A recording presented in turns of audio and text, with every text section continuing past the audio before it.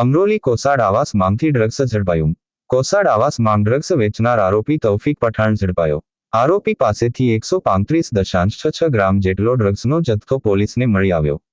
પોલીસે 13 લાખથી વધુનો ડ્રગ્સનો જથ્થો કબજે કર્યો। આરોપી અસલમ ઉર્ફે સર્કિટ પાસેથી ડ્રગ્સ ખરીદતો હોવાનો ખુલાસો। છેલ્લા 1 વર્ષથી આરોપી સ્થાનિક વિસ્તારમાં ડ્રગ્સનું વેચાણ કરતો હતો। સાથે આરોપી કેબલ ઓપરેટરનું કામ કરતો હતો।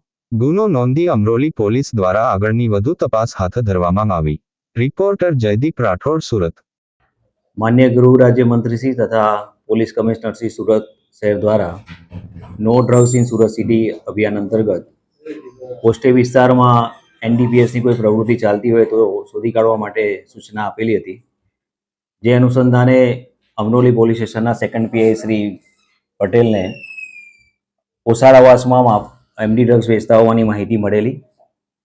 જે આધારે તેમણે તથા પીઆઈ શ્રી વનારે રેડ કરતા આરોપી સરફરાઝ ઉર્ફે તૌફીક ઇબ્રાહિમ એની પાસેથી 135.66 ગ્રામ જેવું એમડી ડ્રગ્સ મળી આવેલું હતું,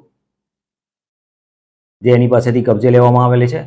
આ સિવાય એની પાસેથી 2 લાખ રૂપિયા રોકડી તથા 2 મોબાઈલ ગુનાના કામે કબજે કરવામાં આવેલા છે। આરોપી છે એ હાલમાં જે કેબલ ઓપરેટરનું કામ કરે છે અને કોસાડ આવાસમાં જે ચેનલનો કેબલિંગનું કામ હોય એ કામગીરી જુએ છે। આ ગુનામાં એક બીજા આરોપી જે વોન્ટેડ દર્શાવેલ છે એમાં અસલમ ઉર્ફે સર્કિટ યાકુબ પટેલ કરીને છે, જે પણ કોસાડ આવાસમાં રહે છે। અને હાલમાં જે આરોપી પકડાય છે એણે એની પાસેથી આ એમડી ડ્રગ્સ લીધેલું હોવાનું એણે જણાવેલું છે।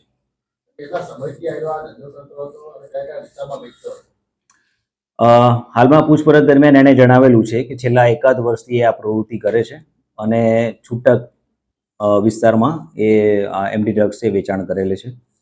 આ બાબતે જે વોન્ટેડ આરોપી છે એ પકડાયા પછી આ મૂળ મુદ્દામાલ ક્યાંથી લાવેલા છે એ અંગેની માહિતી મળી શકે।